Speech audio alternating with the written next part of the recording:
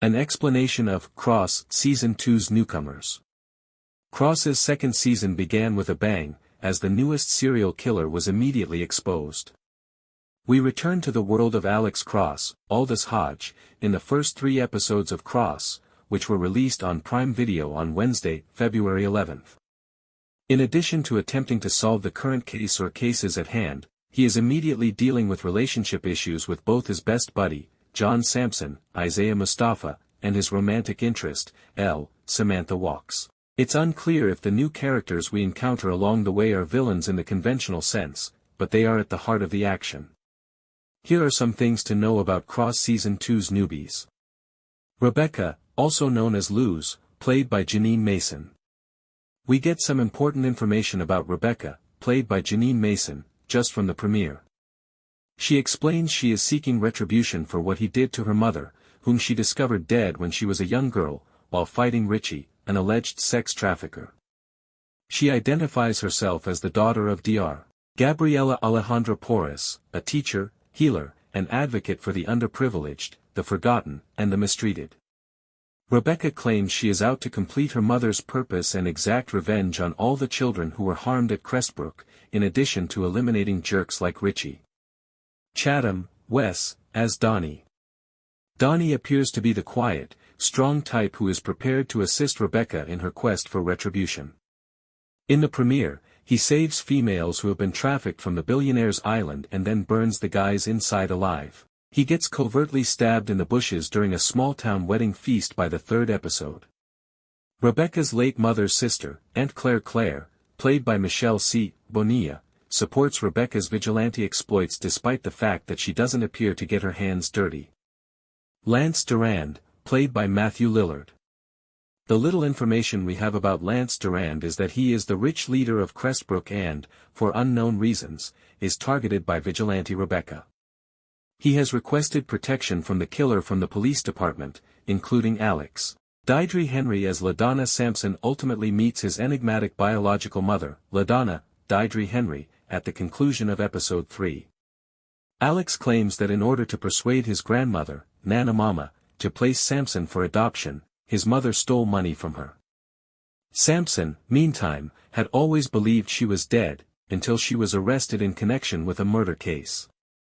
Larson, played by Douglas Nyback. This overzealous DHS agent raises serious concerns.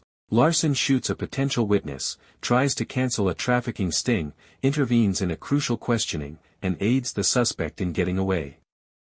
Unfortunately, he pays the price for his trouble by dying. Lincoln Esteban, played by Renee Moran. Another enigmatic figure is Lincoln, who was pursuing a truck full of victims of human trafficking. Larson's interruptions cause his interrogation to go badly after he is captured by Cross and Sampson. He then appears at her door and says, "I found you," missing a finger like many of Rebecca's victims. Through lading stories, Cross extends culture and heritage. This subtle glimpse into the mind of a young woman who feels cut off from her identity and origin and clings to what little she can, some inherent diaspora issues that are deeply ingrained for many, was like going back to a location that doesn't fully belong to her. At least that's how I felt when I saw Luz, especially when she went to a quinceañera that she probably never had, strolled the same streets as her mother, and struggled with how losing her mother at such a young age seemed like losing pieces of her own lineage, too. Even if it was heartwarming to see the city embrace her like a lost kid, Rebecca was still dealing with that, or at least trying not to, and was very much alive. Cross has always been genuinely black and unapologetic. It's good to see them deliver compelling tales about brown folks this season with equal sincerity and consideration. The reference may seem corny, but it already evokes the ideas of Black Panther as they permeate Wakanda Forever and the junction of black and brown narratives. Traveling to her mother's hometown seems to be a break from the task that Donnie, Luz's aunt and close friend, is assisting her with. However, there is a good chance that it will connect. Debauchery and billionaires. She allegedly killed a man for sex trafficking, and now we're looking into child labor and exploitation that began when her mother rescued people from dangerous workplaces. According to Luz, Lance is a multimillionaire who gets whatever comes his way. As a warning, she sent Lance the fingers of the last man she killed. Cross and Kayla are working on this case together for precisely this reason. Currently, Lance prefers to present himself as a good-hearted, intelligent inventor who is working to improve the world. At all costs, keep John Sampson safe. Although he has been a member of the Cross family since he was a little child, his life has completely transformed after learning that his mother is still alive. I felt terrible for John. He believed his mother was dead all his life. That's what Nana told him. However, when LaDonna DuVernay begs for him by name because she was arrested by the police for murder, he learns the truth. His mother is not only still alive, but she also requires his assistance. Then he discovered that not only had his own mother, whom he loved, lied to him, but that Cross was also aware of the truth but had kept it from him. Cross believed he was shielding John, but John was correct when he said that he would have told his brother the truth because he would have been there to console him after the news broke his heart. They had always been like way toward one another. John has always been considered as Cross's pillar of support, and I love watching him work through his personal problems at the moment. Beyond Cross, he has his own arc and support system. He and Malika have a wonderful connection because she pushes him when he needs it. The fact that she saw through his abandonment concerns and assured him that she would not be pushed away by him was the true proof that she is perfect for him. John can see the flaws in this situation, but he isn't quite ready to have a serious conversation with his mother just yet. It has some emotional beats, but it's not as exciting as Luz's case. Will Cross end up at a crossroads? Ironically, Cross didn't have as much concentration as usual because these first 3 episodes created numerous arcs and covered a lot of territory. However, he was sufficiently centered for it to still function. It's clear that Luz will face significant challenges this season in regards to justice given his objectives and what is emerging.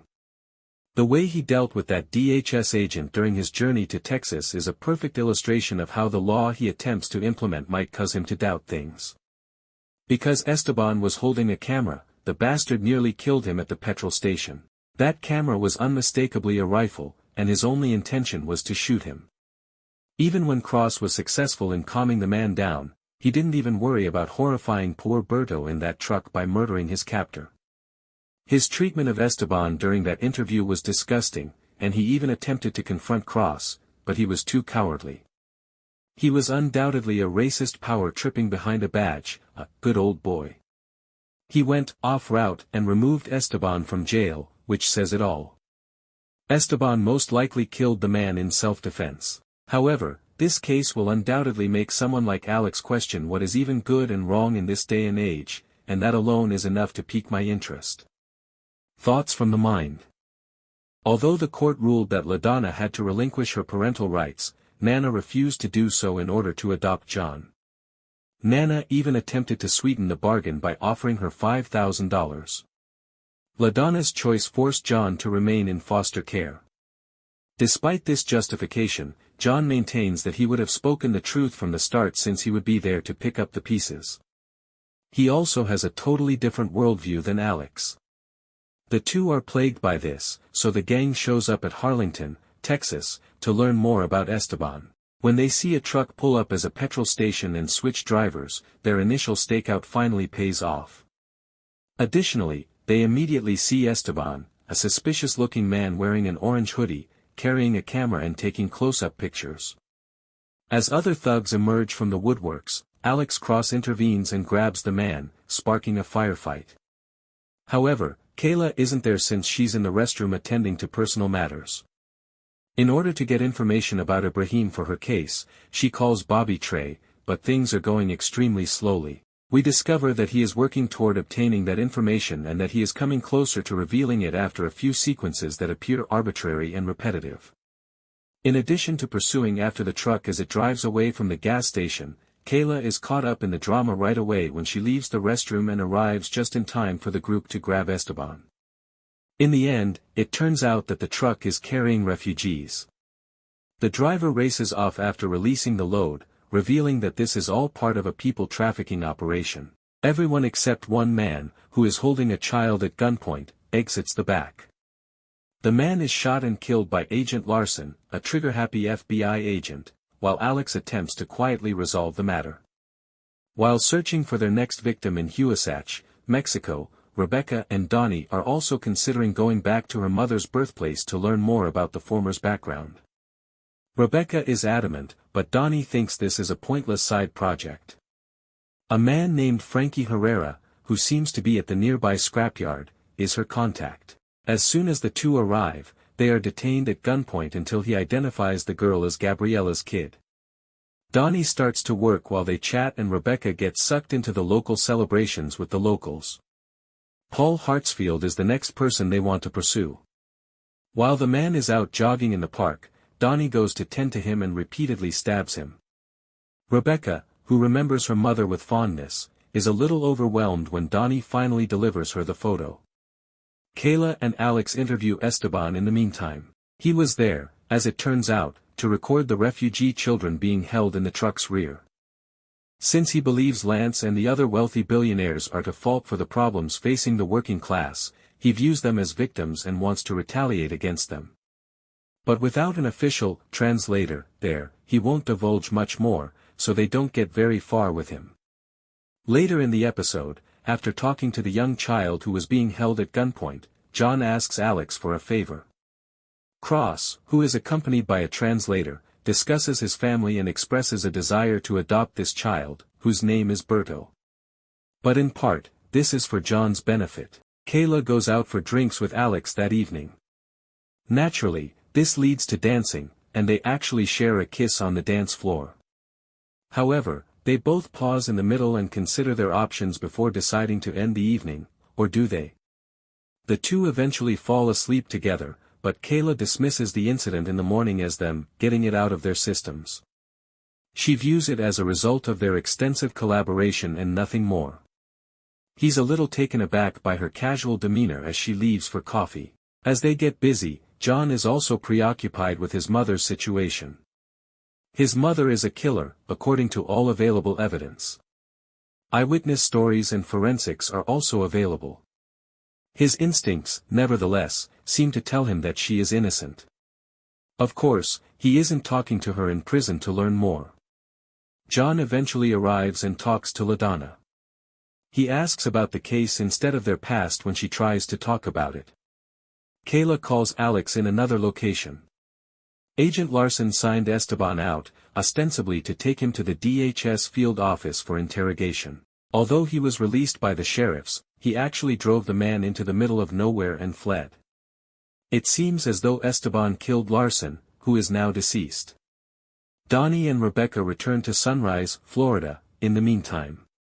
As it turns out, Gabriela's sister is actually working with them, but she hasn't told Rebecca everything, apparently using knowledge about her mother as a weapon. Esteban comes over when there's a knock on the door and says he's finally located her. Thus, Cross's third episode prepares the audience for the series' tragic second half. It's evident now that Rebecca's resentment is motivated by emotion, but it's unclear how far it will carry her. It won't be easy to stop Donnie because he is a very straightforward killer. It's interesting to note that Esteban is also involved in this whole situation and is obviously in some way supporting Rebecca. For the remainder of the season, we will have to wait and see how everything fits together. Regarding the tension between our two main characters, Kayla and Alex do finally have sex, but it's still debatable if it leads to anything significant. In the morning, Kayla did depart that room a little too quickly. Given that he is now facing the demons of his past, John's conflict with his mother is intriguing.